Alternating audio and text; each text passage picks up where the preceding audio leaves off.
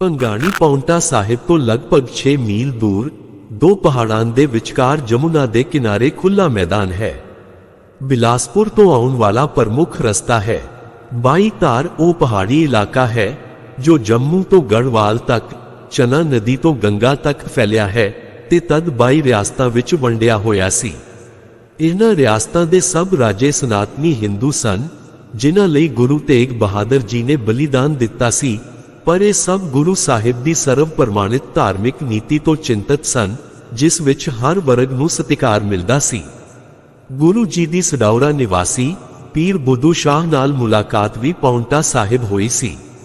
ਪੀਰ ਜੀ ਨੇ ਮੁਗਲ ਫੌਜ ਵਿੱਚੋਂ ਕੱਢੇ 500 ਪਠਾਨ ਫੌਜੀਆਂ ਨੂੰ ਗੁਰੂ ਜੀ ਦੀ ਸੇਵਾ ਵਿੱਚ ਰਖਵਾ ਦਿੱਤਾ, ਜਿਨ੍ਹਾਂ ਦੇ 5 ਸਰਦਾਰ ਕਾਲੇ ਖਾਂ, ਪੀਖਨ ਖਾਂ, ਨਜ਼ਾਬਤ ਖਾਂ, ਉਮਰ ਖਾਂ ਅਤੇ ਹਯਾਤ ਖਾਂ ਸਨ।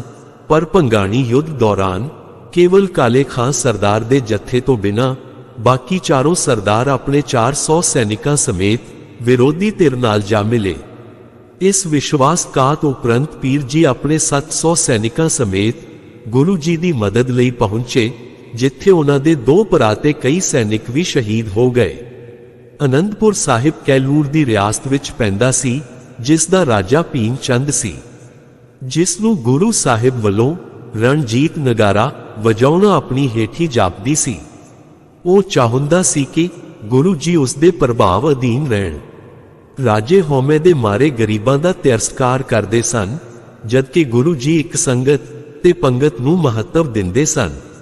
ਇਸ ਲਈ ਉਹ ਵਾਧੂ ਬਹਾਨੇ ਲੱਭਦੇ ਰਹਿੰਦੇ ਸਨ, ਜਿਸ ਦਾ ਸਿੱਟਾ ਹੈ ਭੰਗਾਣੀ ਦਾ ਯੁੱਧ।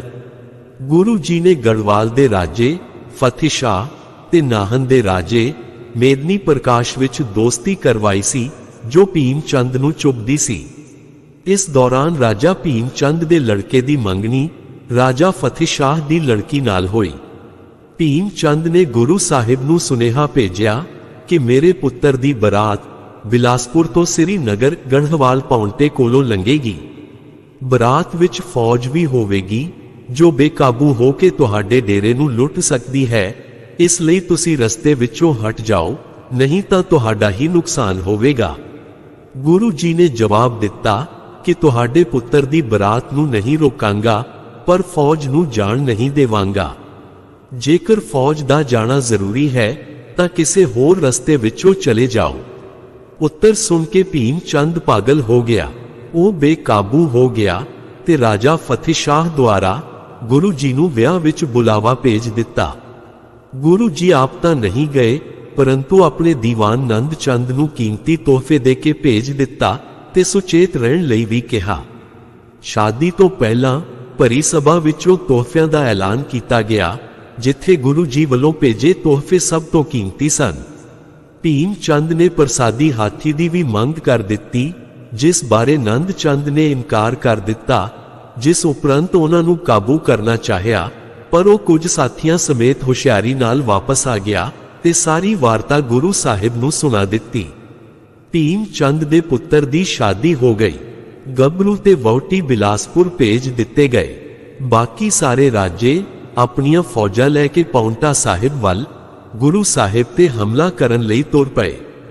ਜਿਨ੍ਹਾਂ ਰਾਜਿਆਂ ਨੇ ਇਸ ਜੰਗ ਵਿੱਚ ਸ਼ਾਮਲ ਹੋਣ ਦਾ ਫੈਸਲਾ ਕੀਤਾ, ਉਹ ਸਨ ਕੈਲੂਰ ਦਾ ਰਾਜਾ ਭੀਮ ਚੰਦ, ਗੜ੍ਹਵਾਲ ਦਾ ਰਾਜਾ ਫਤਿਹ ਸ਼ਾਹ, ਕਾਂਗੜੇ ਦਾ ਰਾਜਾ ਕਿਰਪਾਲ ਚੰਦ, ਮੰਡੀ ਦਾ ਰਾਜਾ ਵੀਰ ਸੈਨ, ਜਸਵਾਲ ਦਾ ਰਾਜਾ ਕੇਸਰੀ ਚੰਦ, ਕਾਟਗੜ੍ਹ ਦਾ ਰਾਜਾ ਦਿਆਲ ਚੰਦ, ਹਿੰਦੌਰ ਦਾ ਰਾਜਾ ਹਰੀ ਚੰਦ, ਪੰਬੋਰ ਦਾ ਰਾਜਾ ਕਰਮ ਚੰਦ ਅਤੇ ਸ਼ਿਮਲੇ ਦਾ ਰਾਜਾ ਲੱਛੂ ਚੰਦ ਆਦਿ ਸਨ। ਭੰਗਾਣੀ ਦੀ ਜੰਗ 18 ਸਤੰਬਰ 1688 ਨੂੰ ਹੋਈ, ਜੋ ਗੁਰੂ ਗੋਬਿੰਦ ਸਿੰਘ ਜੀ ਵੱਲੋਂ ਲੜੀਆਂ 14 ਜੰਗਾਂ ਵਿੱਚੋਂ ਪਹਿਲੀ ਜੰਗ ਸੀ। ਗੁਰੂ ਸਾਹਿਬ ਦੀ ਆਯੂ ਉਸ ਸਮੇਂ ਮਾਤਰ 21 ਸਾਲ ਸੀ।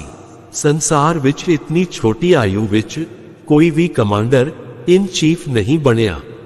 ਇਸ ਲੜਾਈ ਵਿੱਚ ਮਹੰਤ ਕਿਰਪਾਲ ਦਾਸ ਨੇ ਆਪਣੇ ਗੱਤਕੇ ਨਾਲ ਭਗੌੜੇ ਪਠਾਨ ਜਰਨੈਲ ਹਯਾਤ ਖਾਨ ਨੂੰ ਮਾਰ ਦਿੱਤਾ। ਅਨੇਕਾਂ ਸੈਨਿਕਾਂ ਸਮੇਤ ਰਾਜਾ ਹਰੀ ਚੰਦ ਵੀ ਮਾਰਿਆ ਗਿਆ। ਗੁਰੂ ਜੀ ਦੀ ਮਦਦ ਲਈ ਪੀਰ ਬੁੱਧੂ ਸ਼ਾਹ ਆਪਣੇ 4 ਪੁੱਤਰਾਂ, 2 ਭਰਾਵਾਂ ਅਤੇ 700 ਚੇਲਿਆਂ ਸਮੇਤ ਪਹੁੰਚੇ ਸਨ। ਗੁਰੂ ਜੀ ਦੀ ਫੂਆ ਵੀਰੋ ਦੇ 5 ਪੁੱਤਰ ਜੀਤ ਮੱਲ, ਸੰਗੋ ਸ਼ਾਹ, ਮੋਰੀ ਚੰਦ, ਗੁਲਾਬ ਰਾਏ ਅਤੇ ਗੰਗਾ ਰਾਮ ਨੇ ਵੀ ਸਾਥ ਦਿੱਤਾ।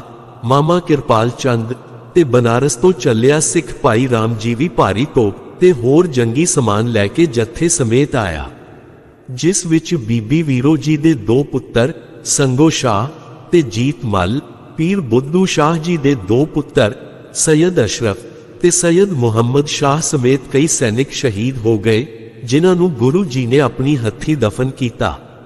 ਭੰਗਾਣੀ ਦੇ ਯੁੱਧ ਵਿੱਚ ਗੁਰੂ ਗੋਬਿੰਦ ਸਿੰਘ ਜੀ ਨੇ ਸਾਬਤ ਕਰ ਦਿੱਤਾ ਕਿ ਧਰਮ ਨਾ ਧੱਕੇ ਅਤੇ ਨਾ ਕਮਜ਼ੋਰੀ ਦਾ ਹੀ ਨਾਮ ਹੈ। ਪਾਤਸ਼ਾਹ 27 ਅਕਤੂਬਰ 1688 ਦੇ ਦਿਨ ਪੌਂਟਾ ਸਾਹਿਬ ਤੋਂ ਚੱਲੇ ਅਤੇ ਕਪਾਲ ਮੋਚਨ, ਲਾਹੜਪੁਰ, ਟੋਕਾ, ਦਾਬਰਾ, ਰਾਣੀ ਦਾ ਰਾਏਪੁਰ, ਟਕੌਲੀ, ਨਾਡਾ, ਮਨੀ ਮਾਜਰਾ, ਕੋਟਲਾ ਨਿਹੰਗ, ਕਨੌਲਾ, ਬੁੰਗਾ, ਅਟਾਰੀ, ਕੀਰਤਪੁਰ ਆਦਿ ਹੁੰਦੇ ਹੋਏ ਨਵੰਬਰ ਦੇ ਅੱਧ ਵਿੱਚ ਚੱਕ ਨਾਨਕੀ ਹੁਣ ਅਨੰਦਪੁਰ ਸਾਹਿਬ ਪਹੁੰਚ ਗਏ। ਗੁਰੂ ਗੋਬਿੰਦ ਸਿੰਘ ਜੀ ਦਾ ਜੀਵਨ ਕਾਲ ਬਹੁਤ ਲੰਬਾ ਨਹੀਂ ਸੀ, ਪਰੰਤੂ ਉਹ ਘਟਨਾਵਾਂ ਨਾਲ ਇੰਨਾ ਭਰਪੂਰ ਹੈ ਕਿ ਉਹਨਾਂ ਨੂੰ ਸ਼ਾਇਦ ਹੀ ਕਿਤੇ ਆਰਾਮ ਮਿਲਿਆ ਹੋਵੇ। ਨੇਕੀ ਨੂੰ ਬਚਾਉਣਾ ਅਤੇ ਬਦੀ ਨੂੰ ਨਸ਼ਟ ਕਰਨਾ ਹੀ ਉਹਨਾਂ ਦੇ ਜੀਵਨ ਦਾ ਮਨੋਰਥ ਸੀ। ਇਸ ਮਨੋਰਥ ਦੀ ਪੂਰਤੀ ਲਈ ਉਹਨਾਂ ਨੇ ਆਪਣੇ ਪੈਰੋਕਾਰਾਂ ਨੂੰ ਸੈਨਿਕ, ਇਖਲਾਕੀ ਅਤੇ ਜਜ਼ਬਾਤੀ ਤੌਰ ਤੇ ਤਿਆਰ ਕੀਤਾ। 1.5 ਸਾਲ ਪਿੱਛੋਂ ਗੁਰੂ ਜੀ ਨੇ ਨਦੌਣ ਦੇ ਯੁੱਧ ਵਿੱਚ ਭਾਗ ਲਿਆ ਅਤੇ ਮਹਾਨ ਹਮਲਾਵਰ ਅਲਫ ਖਾਨ ਦੇ ਵਿਰੁੱਧ ਰਾਜਾ ਭੀਮ ਚੰਦ ਤੇ ਉਸ ਦੇ ਸਾਥੀਆਂ ਰਾਜਿਆਂ ਦੀ ਜਿੱਤ ਨੂੰ ਯਕੀਨੀ ਬਣਾਇਆ। ਇਸ ਤੋਂ ਜਾਪਦਾ ਹੈ ਕਿ ਗੁਰੂ ਜੀ ਦੀ ਭੀਮ ਚੰਦ ਨਾਲ ਕੋਈ ਦਿਲੀ ਈਰਖਾ ਕਦੇ ਨਹੀਂ ਰਹੀ। ਇਸ ਤੋਂ ਉਪਰੰਤ ਕਈ ਵਰ੍ਹਿਆਂ ਤੱਕ ਸ਼ਾਂਤੀ ਬਣੀ ਰਹੀ। ਅਗਸਤ 1695 ਈਸਵੀ ਦੇ ਅੰਤ ਵਿੱਚ ਕਾਂਗੜੇ ਦੇ ਫੌਜਦਾਰ ਦਿਲਾਵਰ ਖਾਨ ਨੇ ਆਪਣੇ ਪੁੱਤਰ ਨੂੰ ਅਨੰਦਪੁਰ ਤੇ ਹਮਲਾ ਕਰਨ ਲਈ ਭੇਜਿਆ, ਜੋ ਲੜਾਈ ਆਰੰਭ ਹੋਣ ਤੋਂ ਪਹਿਲਾਂ ਹੀ ਵਾਪਸ ਭੱਜ ਗਿਆ।